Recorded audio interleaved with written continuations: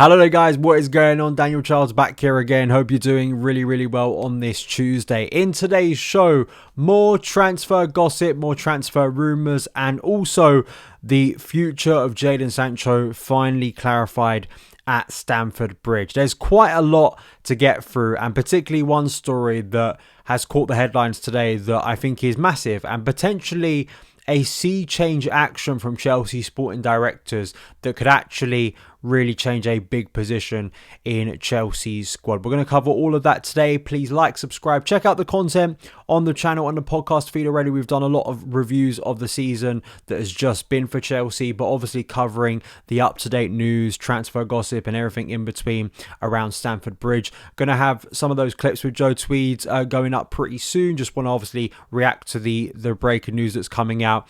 Obviously when Liam Delap signs, we're waiting for that announcement to come, and as well got my player ratings for the season that's recorded, edited, ready to go up. So that'll be coming to you very soon before the beginning of the Club World Cup. Mike Maignan, that is the big name I think to speak about today, other than Jadon Sancho. We got this report from a variety of sources. To give credit, Fabrizio Romano was the first person who reported about Chelsea's concrete interest in the AC Milan goalkeeper, and he's updated the story since to talk about how contacts have started between both clubs, but also Enzo Maresca really does appreciate the French goalkeeper as an ideal option for his tactical approach. Chelsea apparently are on it, and the manager has approved Maignan as a key target. And then this was followed up by Matt Law in his report that mainly focused on Jadon Sancho returning to Man United, but he also said that the club have made a check on Maignan that could signal the summer sale of Robert Sanchez. Maignan only has 1 year remaining on his current contract at the San Siro, and Chelsea have made inquiries on whether to find out the conditions. Nazar Kinsella reporting also that Maignan, the player himself, is open to joining Chelsea this summer. Very exciting, I think mainly because it's a big area of concern for Chelsea fans, and Mike Maignan, despite not having the greatest season, has obviously done a lot in his career to justify the hype and expectation of him being a big goalkeeper. Even people like my good mate Jay McIntosh, he's an Inter fan, but obviously knows a lot about Serie A. Just the stature, the quality, the ability of Maignan when he's at his best, and what he could provide to this current Chelsea team is obviously substantial. And I think that is something from a point of seriousness that really does feel like maybe those considerations for signing experience that we heard about a few weeks ago that I didn't take that seriously, may be turning around now. Because I do think signing Mike Maignan at his age, an older keeper, or at least someone slap bang in their prime, especially when only a few weeks ago we heard that they were pretty happy with the goalkeeping situation. I get the sense that maybe Maresca himself is not that content with that situation, and maybe that's why he's pushing for a more experienced, a very serious number one to come in and actually certify himself as the first choice. Now, some people may be concerned not only with the player's recent form and injury record, but also because Chelsea have invested a lot on kind of future keepers, whether you include Georgia Petrovic in that, the most obvious one being Mike Penders, who we expect to return from loan this summer. However, I think Chelsea have got to be focused on the present. Now, I don't mind, Georgia Petrovic remaining and being still a part. I think that's a great backup. But if you can sign Mike Maignan, just personally, from what I've seen of this keeper for a long period of time, I think it's an option to jump at. I really do think that, because I think it sends a signal of intent that we aren't just playing it safe this summer by signing players in the wheelhouse of either our contacts or kind of the age bracket we've stuck with. It shows that actually we're going to turn around things. We're actually going to look in a big position and try and invest heavily and substantially in an area that has needed it for a long period of time, just to kind of really settle on a keeper. Someone who's going to quickly come in and be prime, not just for the future, but actually someone who's seriously going to be competitive and hopefully raises the level of that position for the current time. So I think that's obviously very important. So I want to hear your opinions on Mike Maignan, because the issue you've got with this position, as well as you have with many positions, the obvious choices out there are not really available in the market. The problem you've got is, yeah, sure, everyone would like a Donnarumma, but he ain't leaving PSG. You'd like an Alisson. Is he going to leave Liverpool? An Ederson, is he leaving Man City? So really, you've got to look out elsewhere in Europe for that type of keeper. And unless you're developing that player internally, or you feel like the current keeper you have is worth sticking with, I do think Maignan, in terms of overall quality and what he's done in his career so far, I think he's probably one of the highest ones. And then also because of, obviously, the contract situation that means that he could be making a move, and AC Milan kind of have to get a profit off of him right now if they're not going to be having him for the long term. So I think that obviously is an opportunity Chelsea are going to jump on. I think the knock-on effect to this potential deal is then what happens with Robert Sanchez, with Philip Jorgensen, with Georgia Petrovic, who out of those three remain, who gets sold. I think that's another thing that we're going to have to wait and see how that plays out, because I'd love to see Petrovic return. I really would, because I do think he's a very decent goalkeeper. Sanchez, I could see being sold. He had a strong end to the year, but prime age goalkeeper, an older goalkeeper who probably needs to play first team football somewhere.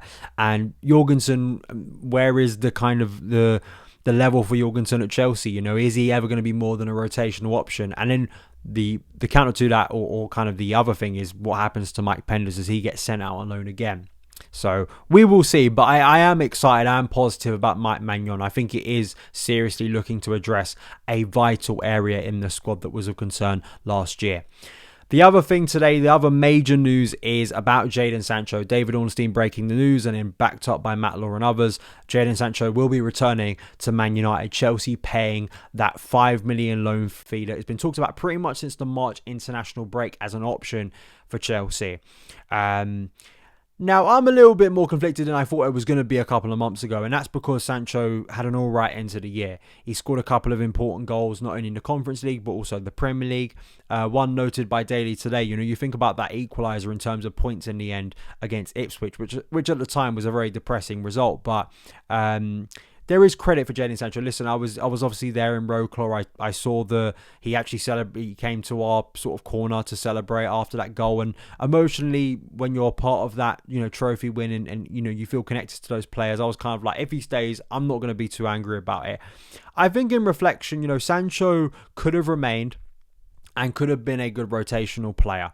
I think the issue with Sancho has always been, and one of the most frustrating things about him, is you seeing glimpses like that against Betis, against Ipswich a few weeks ago, even earlier in his Chelsea career this season, very short Chelsea career, against Bournemouth, the impact he can have. The problem is he goes through long stretches of not providing that, of being quite a frustrating player, of seeming to either not impact the game enough, or get himself in really great positions, but have a puzzling lack of either conviction, confidence, end product. Is just, that is what is of big frustration. And we spoke about Jamie Gittins yesterday, and I think obviously Sancho not remaining opens up the door for a potential signing in that area.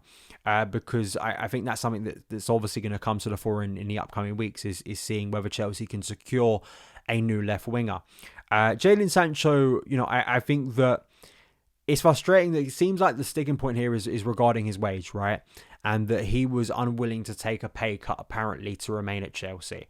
Now, I always find it weird when people start getting really angry about players and wages and, how much players get paid and all of that, because it's all relative based on the football economy. It's all ridiculous, and I find when people get angry at a player, for one example, you kind of then have to take the standard and principle. You get angry about everything, which that's just the reality of football. These players are paid a lot of money.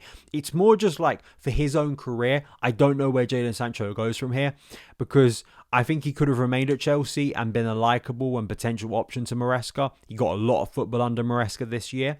He goes back to Man United, where I suspect he has no future. Clearly, I think has no future. It fell out with Ten Hag. I don't know what the situation would be with Ruben Amorim, who he hasn't played under. But my suspicion is, with the signings they're making, he probably won't have a future there. So I don't know where he goes from here. Is there a deal for him to return back to Borussia Dortmund? Listen, he's no longer Chelsea's problem. So is it is it that much of a fuss for us? No. But I don't think it's a massive loss for Chelsea, at least from where I sit right now. In a year's time, people may look back and go, we may have kept Jadon Sancho, and actually that may have been good for our squad. But I don't think many people can seriously sit here and say that we've made a blunder here based on the evidence in front of us. I think Sancho was an alright player. He wasn't a great player. He wasn't a player who was excelling beyond belief, and a player that we absolutely had to keep. He was essential for us, and is someone that you really feel confidently you can say is going to be a big player for us next season. I can't say that with honesty, despite some nice flashes. You've watched enough of Sancho at Chelsea, at Man United, especially in the Premier League, to kind of make a judgment that this is a guy who fluctuates. He has clear talent, clear potential, but I'm not entirely sure there was ever enough there to make me feel this was a guy I really want to back over others who could either get better or we could go out and get in the market. That's just my personal opinion. And if he was going to cost a hefty wage to keep him at the club, then yeah, I don't really think he was worth it. So thanks for the brief memories, Jadon Sancho. He goes off with no ill will for me. But yeah, I want to hear your thoughts. Are you a bit disappointed? Are you okay with it? Do you not mind? Let me know in the comments below. The only other news to wrap up today is about Kendry Paez.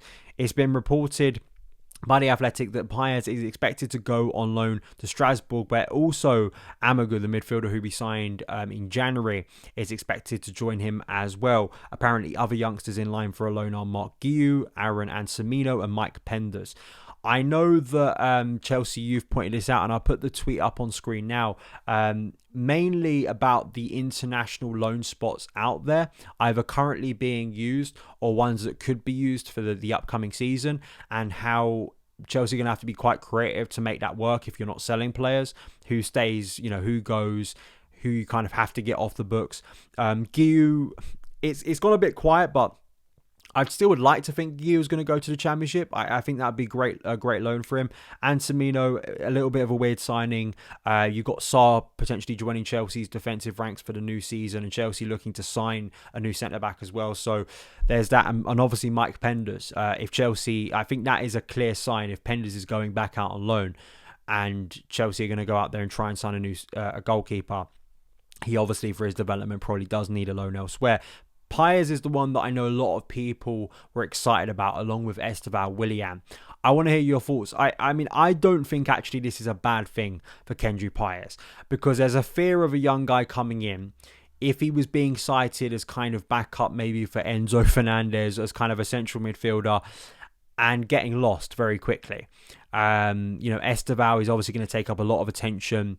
You've got ton of attacking options. If he's competing with the likes of Cole Palmer, Enzo Fernandez, Andre Santos potentially, you got to think in terms of an 11 of like positions of where he'd play. Noni Badawake, Tyreek George, Pedro Neto, based on the current options we have, not even including the players Chelsea might sign for the rest of the transfer window. You have to factor that in. So we know what obviously Andre Santos has done at Strasbourg, and the hope will be that Paez can follow in his footsteps and go there and really excel. But it's the trouble of buying so many young players, right? Like there's going to be a bottleneck, and if you keep buying players, there's also going to be a bottleneck of like a collateral damage there. And it doesn't mean that Paez has no Chelsea future. It's just, I think from all the build up that's come to this point where I think a lot of us expected he would be part of the first team squad, 25-26, it looks like he's going to be spending that elsewhere. So whether people agree, disagree with that, let me know in the comments below. That is it for today's news show. Spoke about Mike Maignan, spoke about Jadon Sancho, spoke about Kendry Paez, and we will be reacting when Liam Delap is officially announced, whenever that is, because there's a background in terms of his deal and what he can bring to Chelsea, and as well the rest of my post-season content. So please like, subscribe, share the podcast and video around with friends to get more people involved in the community. Also follow across the socials at SonOfChelsea, and I will see you again very, very soon. All the best.